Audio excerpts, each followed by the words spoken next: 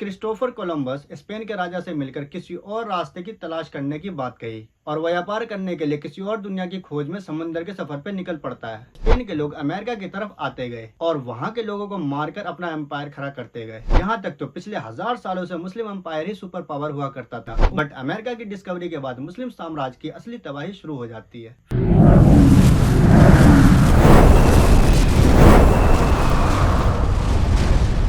कुरान की एक सूरत है सूरह रोम, जो उस जमाने के सुपर पावर के बारे में नाजिल हुई थी, द ग्रेट रोमन एम्पायर के बारे में। और सिर्फ यही नहीं, ऑलमोस्ट हर जमाने के सुपर पावर को एड्रेस किया गया था, जैसे जुल्करनैन, फिरौन, नमरूद। एज अ ह्यूमन अपने दौर के सुपर पावर को समझना इम्पोर्टेंट है, और आज के जमाने का सुपर पावर है America. Do you know, Mohammad सल्लल्लाहु अलैहि वसल्लम के वफात के बाद उनके 4 अजीम खलीफा ने पहली बार मुसलमानों की इन छोटी सी एम्पायर को सबसे बड़ा एम्पायर बनाया। इसे कहा गया खिलाफत राशिदा, मगर 30 साल बाद ही ये खत्म हो गया। उसके बाद मुसलमानों का यह एम्पायर एक खानदान बनु उमैया के पास चला जाता है, जिन्होंने इस्लामिक एम्पायर को और बड़ा और स्ट्रॉन्ग इकोनॉमी वाला बनाया।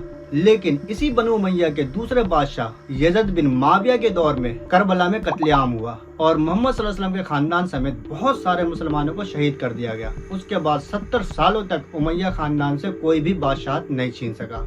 उमैया दौर में सिर्फ अरबी मुसलमानों की ही इज्जत थी, बाकी कौम की कोई अहमियत नहीं। जैसे आज के दौर में अरब ममालिक में इंडियंस और पाकिस्तानी के साथ ट्रीट किया जाता है। आखिरकार 70 सालों बाद बनु उमैया की इन्हीं गलतियों की वजह से अब्बासी खानदान फायदा उठाते हुए बनु उमैया की हुकूमत को खत्म कर दिया। फिर उमैया खानदान वहाँ से भागकर स्पेन चला जाता है। वहाँ उसने अपनी हुकूमत कायम की और 800 सालों तक राज किया। वहीं 2 छोटे छोटे क्रिश्चियन एम्पायर के राजा फर्डिनांड और एबेला ने मिलकर स्पेन पे हमला कर दिया और लाखों मुसलमान और यहूदियों का कत्ल किया। आखिरकार सन 1492 में क्रिश्चियन ने मुसलमानों को स्पेन से निकाल दिया। मुसलमानों पे अत्याचार की वजह से उस वक्त के सुपर पावर उस्मानिया सल्तनत ने यूरोप पे बहुत सख्त प्रतिबंध लगा दिया, जिसकी वजह से यूरोपीय कंट्री दुनिया से कट गई और लगभग उसका हुक्का पानी बंद हो गया। तो क्रिस्टोफर कोलंबस स्पेन के राजा से मिलकर किसी और रास्ते की तलाश करने की बात कही और व्यापार करने के लिए किसी और दुनिया की खोज में समंदर के सफर पे निकल पड़ता है। इस तरह कोलंबस 3 कश्तियों पे सवार होके बरमुडा ट्रायंगल क्रॉस करते हुए ऑलमोस्ट 36 दिन के सफर के बाद एक आइलैंड पे पहुंचता है। वहाँ ब्राउन कलर के लोगों को देखकर कोलंबस को लगा कि ये इंडिया है, बट कोलंबस वाज रॉन्ग। कई सालों बाद एक अमेरिको नाम का एक्सप्लोरर ने पता लगाया ये इंडिया नहीं कोई और ही दुनिया है। इस अमेरिको नामक व्यक्ति की वजह से उस इलाके को अमेरिका कहा जाने लगा। उसके बाद स्पेन के लोग अमेरिका की तरफ आते गए और वहाँ के लोगों को मारकर अपना एम्पायर खड़ा करते गए। यही वजह है कि आज भी अमेरिका में सबसे ज्यादा स्पेनिश जुबान बोली जाती है। उसके बाद जब बाकी यूरोपीय कंट्री को अमेरिका के बारे में पता लगा तो फ्रांस, ब्रिटेन भी अपनी आर्मी भेजकर कब्जा करने लगे। यहाँ तक तो पिछले 1000 सालों से मुस्लिम एम्पायर ही सुपर पावर हुआ करता था, उमैया, अब्बासी, फिर उस्मानिया। बट अमेरिका की डिस्कवरी के बाद मुस्लिम साम्राज्य की असली तबाही शुरू हो जाती है। फिर धीरे धीरे उस्मानिया सल्तनत खत्म होती गई और ब्रिटेन अमेरिका पे अपनी पकड़ बनाता गया। अमेरिका बहुत बड़ा इलाका था, वहाँ की एग्रीकल्चर लैंड भी अच्छी थी, तो एग्रीकल्चर से फायदा उठाते हुए ब्रिटिश अंग्रेजों ने अफ्रीका से 31 लाख अफ्रीकन को गुलाम बना के अमेरिका ले आया और उसे जंजीरों में जकड़ के उससे काम करवाता और एक कानून भी बनाया था अफ्रीकी गुलाम के लिए कि जो अफ्रीकी गुलाम के बच्चे पैदा होंगे वो आगे भी गोरों के ही गुलाम होंगे। फिर धीरे धीरे अमेरिकी अंग्रेज और ब्रिटिश अंग्रेज में लड़ाई होने लगी, जगह जगह रिवोल्ट के किस्से सुनाई देने लगे और अमरीकियों ने जॉर्ज वॉशिंगटन को अपना लीडर मानते हुए आजादी की जंग शुरू कर दी। उस वक्त इंडिया में भी ब्रिटिश राज था। जब जॉर्ज वॉशिंगटन ने अमेरिका में आजादी की जंग छेड़ी, सेम टाइम उसी वक्त इंडिया में भी आजादी की लड़ाई शुरू हो गई, जिसकी अगुवाई टीपू सुल्तान कर रहे थे। ब्रिटिशर्स 2 मोर्चे पे एक साथ लड़ाई नहीं कर सकता था, तो उसने फैसला किया कि अमेरिका से निकल के इंडिया पे फोकस किया जाए, क्योंकि उस जमाने में इंडिया सोने की चिड़िया हुआ करती थी। अमेरिका से कहीं ज्यादा रिसोर्सेज इंडिया में हुआ करते थे। इस तरह जॉर्ज वॉशिंगटन वहाँ अपनी लड़ाई जीत गया और यहाँ इंडिया में ब्रिटिशर्स ने इंडियन लीडर टीपू सुल्तान को शहीद करके पूरे हिंदुस्तान पे अपनी हुकूमत कायम कर ली। उस वक्त जहाँ दुनिया भर में बादशाही हुकूमत थी, वहीं जॉर्ज वॉशिंगटन ने एक प्रेसिडेंटल सिस्टम बनाया, जिसमें कोई बादशाह नहीं, प्रेसिडेंट भी सिर्फ 8 साल ही रूल कर सकता था। इस तरह अमेरिका के पहले प्रेसिडेंट जॉर्ज वॉशिंगटन बने। उसके बाद अमेरिका की इकोनॉमी आहिस्ता आहिस्ता बढ़ने लगी। अमेरिका की कॉटन इंडस्ट्रीज 1000% इंक्रीज हुई। इसमें ज्यादा योगदान अफ्रीकी गुलाम का था। उसके बाद इब्राहिम लिंकन के प्रेसिडेंट बनते ही अफ्रीकी गुलाम को आजाद कर दिया गया। इसी वजह से अमेरिका में सिविल वॉर शुरू हो जाता है। उससे निपटने के लिए अब्राहम लिंकन ने इतने गन्स और वेपन्स बनवाए कि अमेरिका से ज्यादा किसी और के पास इतने वेपन्स नहीं। सिविल वॉर के बाद दुनिया बदलने लगती है और एक दौर शुरू होता है इन्वेंशन का। ये इन्वेंशन की दौर अमेरिका से शुरू हुई। टेलीफोन, स्विंग मशीन, इलेक्ट्रिसिटी और एरोप्लेन, साथ ही साथ आधुनिक वेपन भी अमेरिका ने बनाया। बट अब भी ब्रिटेन, फ्रांस और जर्मनी ही सुपर पावर थे। अब अमेरिका को सुपर पावर बनने के लिए एक इंसिडेंट की जरूरत थी जिसमें ये सारे सुपर पावर खत्म हो जाए और बस सिर्फ अमेरिका ही बाकी रह जाए। एग्जैक्टली ऐसा ही हुआ। अचानक ही ये सारे सुपर पावर आपस में लड़ने लगे। इस तरह दुनिया की सबसे बड़ी जंग शुरू हो गई, वर्ल्ड वॉर 1।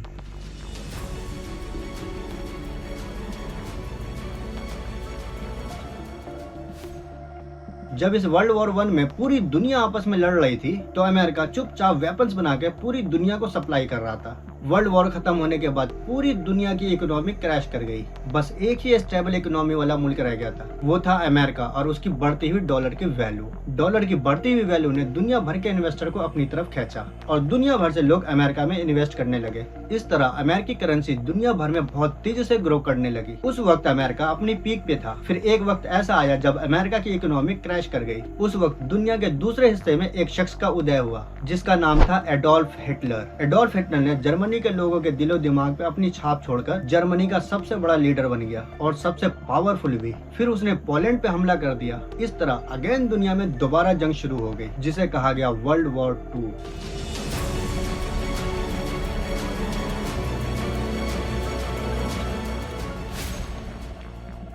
अमेरिका ने इस वर्ल्ड वॉर 2 में भी वर्ल्ड वॉर 1 की तरह ही तमाशाई बना देखता रहा और दुनिया को वेपन सप्लाई करके कमाई करता रहा। वहीं हिटलर यहूदियों पे जुल्म का पहाड़ तोड़ रहा था। लाखों यहूदी को गैस के चैम्बर में डाल के मार डाला। वेपन के दम पे हिटलर ने दुनिया में तबाही मचा रखी थी। उस वक्त दुनिया के सबसे बड़े साइंटिस्ट अल्बर्ट आइंस्टाइन अपनी यहूदी कम्युनिटी पे जुल्म होता हुआ देख जर्मनी में बैठ अमेरिका की सपोर्ट कर रहा था। उस वक्त तक अमेरिका भी जंग में शामिल हो गया था। आइंस्टाइन ने अमेरिकी प्रेसिडेंट को खत लिखा। उस लेटर में वो इन्फॉर्मेशन थी जिसकी जनक एटम बम है। आइंस्टाइन के लेटर ने अमेरिका को बताया कि हिटलर एक ऐसा वेपन बना रहा है जिसके बन जाने पे पूरी दुनिया उसके आगे नहीं टिक पाएगी। उस लेटर को सीरियस लेते हुए अमेरिका ने फौरन अमल करना शुरू कर दिया और बना डाला परमाणु बम। रिसेंटली वर्ल्ड वॉर 2 में अचानक ही जापान ने अमेरिकी पोर्ट पे हमला कर दिया। हमले में बहुत सारे अमेरिकी सोल्जर्स मारे गए और उसके बहुत सारे जहाज तबाह हुए। उसके बाद अमेरिका पूरी ताकत से जंग में कूद गया और जर्मनी को हराकर उसे घुटनों पे ला दिया और जर्मनी का लीडर एडोल्फ हिटलर बंद कमरे में आत्महत्या कर लिया। अमेरिका ने जापान को भी सरेंडर करने को कहा बट जापान अमेरिका के आगे सरेंडर करने से मना कर दिया। तो फिर अमेरिका ने एटम बम गिराने का फैसला कर लिया